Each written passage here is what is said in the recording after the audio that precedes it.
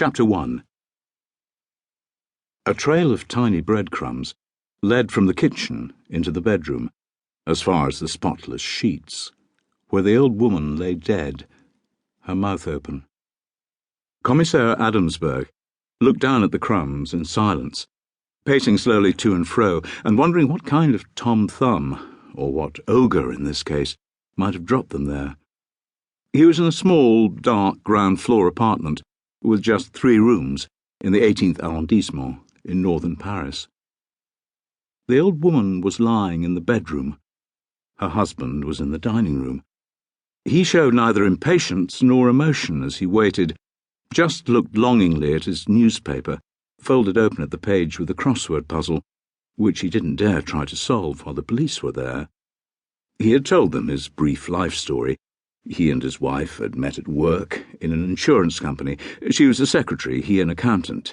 They had married in their careless youth, not knowing it was destined to last 59 years. Then his wife had died in the night. Heart attack, according to the local commissaire, who was ill in bed and had called on Adamsberg to replace him.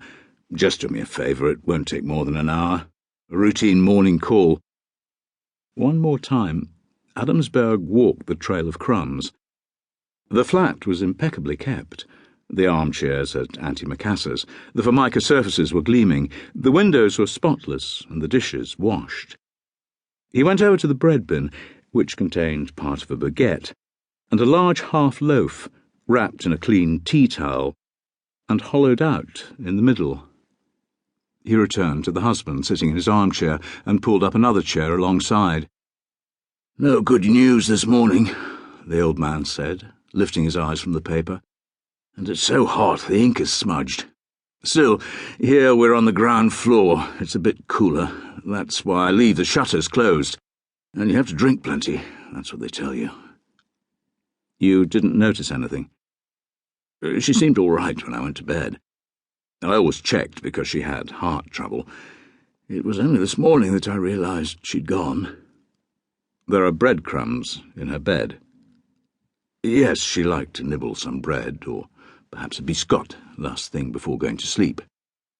"I would have thought she'd clean the crumbs up afterwards."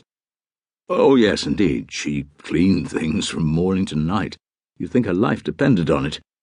It wasn't so bad at first, but over the years it got to be an obsession.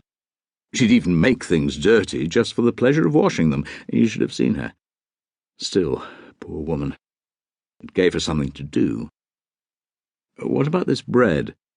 She didn't sweep it up last night?" "No, because it was me that brought it to her. She was too weak to get up. She did tell me to clear the crumbs away, but I couldn't be bothered. She'd have done it in the morning. She turned the sheets every day. What for, I couldn't tell you." "So you brought her some bread, then you put the rest back in the bread bin?" "No, I threw it in the pedal bin. It was too hard, she couldn't manage it. I brought her a biscotte instead."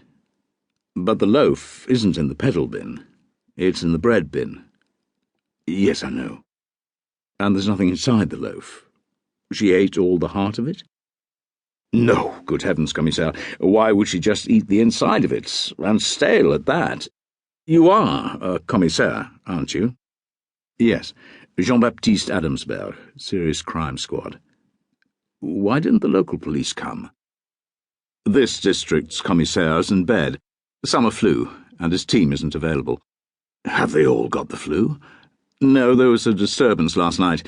2 dead, 4 injured, all because of a stolen scooter. What's the world coming to? Still, this heat, it gets to people. My name is Tuyau, monsieur. Tuyau. First name Julien. Accountant, retired. For the insurance company ALLB. "Yes, I've got a note of that." "She always nagged me about my name. Tuyau. She thought her maiden name was nicer. Koski. She was right, I suppose. I thought you must be a commissaire to ask questions." To keep listening to this audiobook, I've left you a link in the description so you can do it, at no cost thanks to Audible's 30-day free trial.